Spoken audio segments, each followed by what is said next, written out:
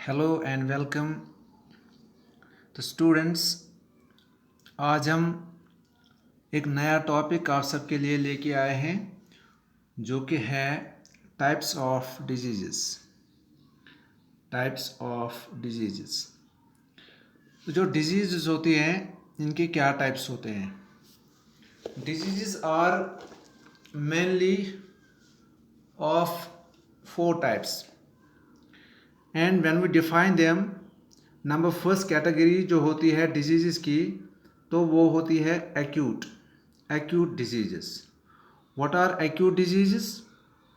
These are those diseases which last for only a short period of time। यानी कि कुछ बीमारियां ऐसी होती हैं जो कि कुछ देर तक या कुछ दिनों तक, छोटी सी मुद्दत तक रहती है और उसके बाद ये बिल्कुल जो पेशेंट होता है वो रिकवर कर जाता है इन डिजीज़ से और उसकी सेहत पर ज़्यादा कोई नुकसान नहीं होता।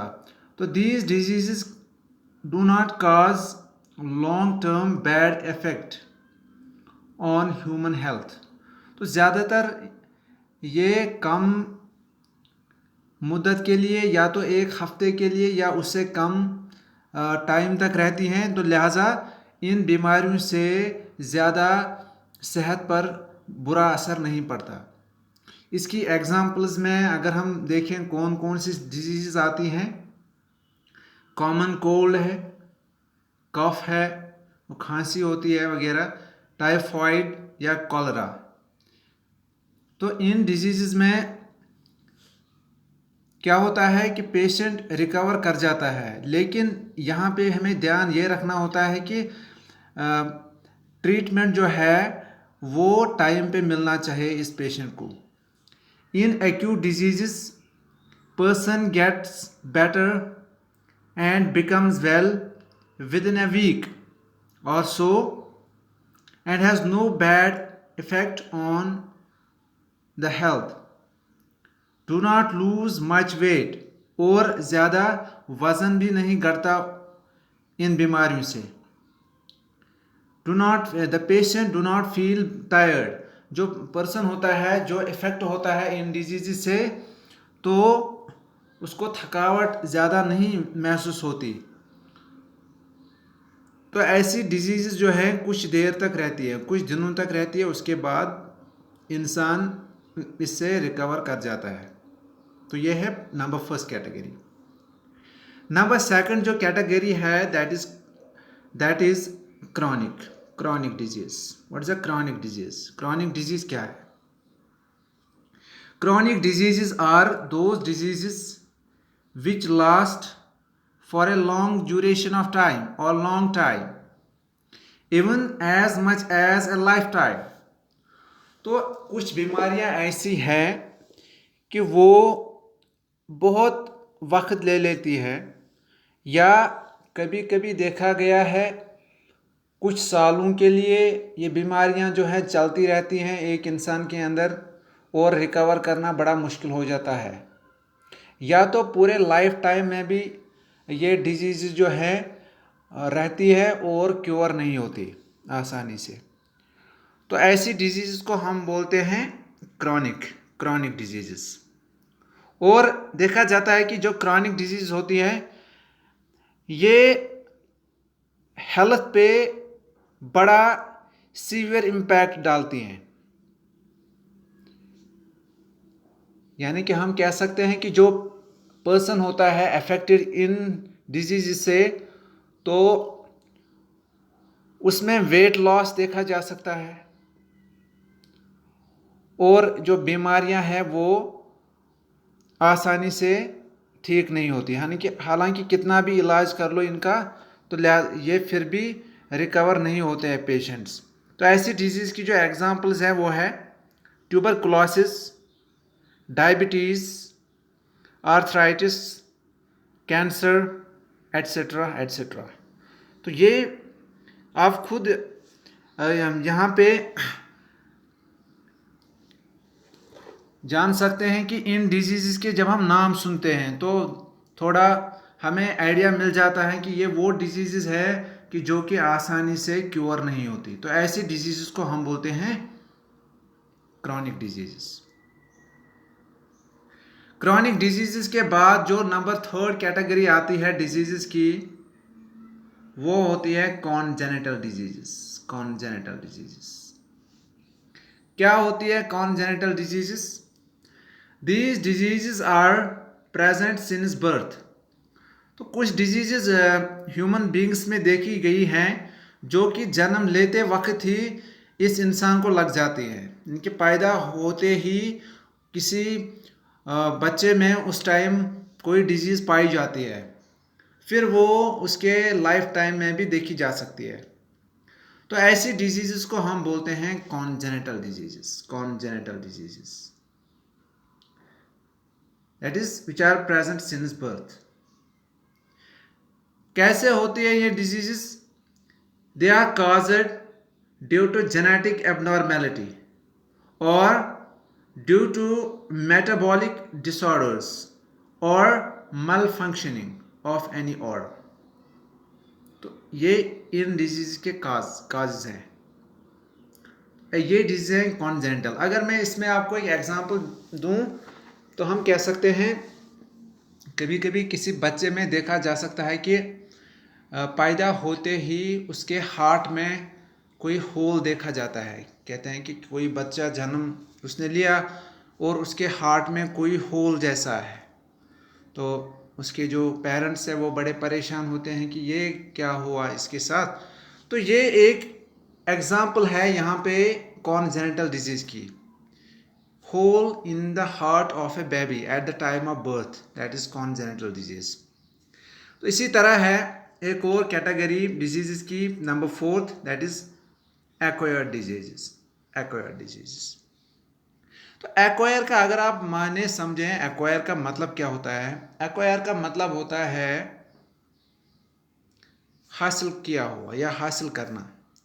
These disease are those which develop after birth. तो ये कुछ डिजीज़ ऐसी हैं जो कि आफ्टर बर्थ होती हैं डेवलप, यानी कि जन्म लेने के बाद। तो ये किसी बच्चे में जन्म लेते वक्त नहीं होती, लेकिन उसके बाद ये डिजीज़ हो सकती है किसी इंसान को बर्थ के बाद, जन्म लेने के बाद।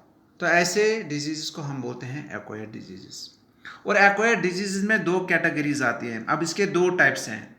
नंबर 1 कैटेगरी जो है वो है इन्फेक्शियस और कम्युनिकेबल डिजीज़। इन्फेक्शियस और communicable,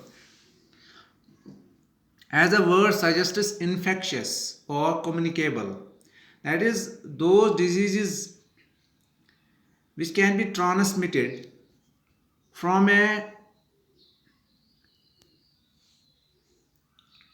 unhealthy person to a healthy person।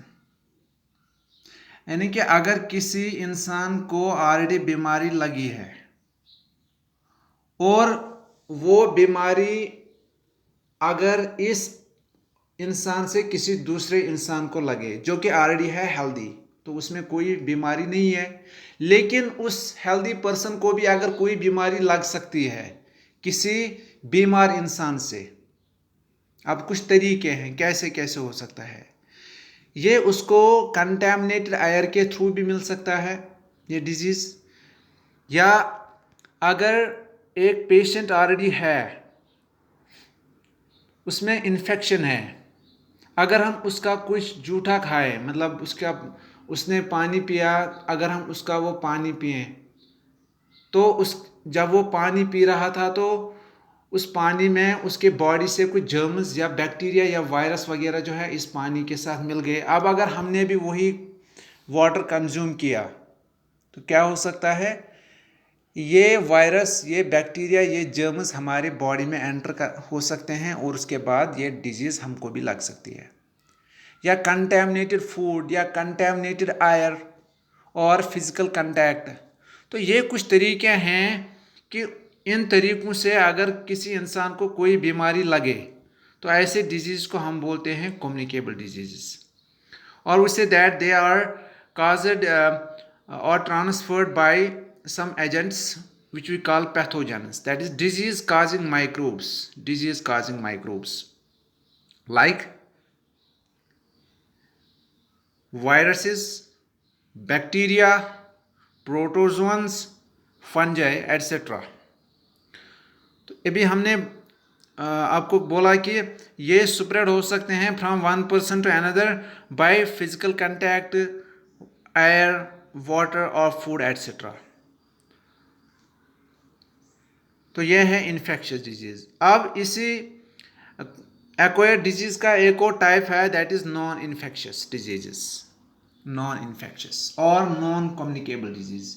As the word suggests और as the name suggests, these diseases are not transmitted from one person to another। तो ये एक इंसान से दूसरे इंसान को नहीं लगती, क्योंकि ये यहाँ पे कोई पैथोजन जो है या इन्फेक्शियस एजेंट जो है यहाँ पे वो इन्वॉल्व नहीं होता।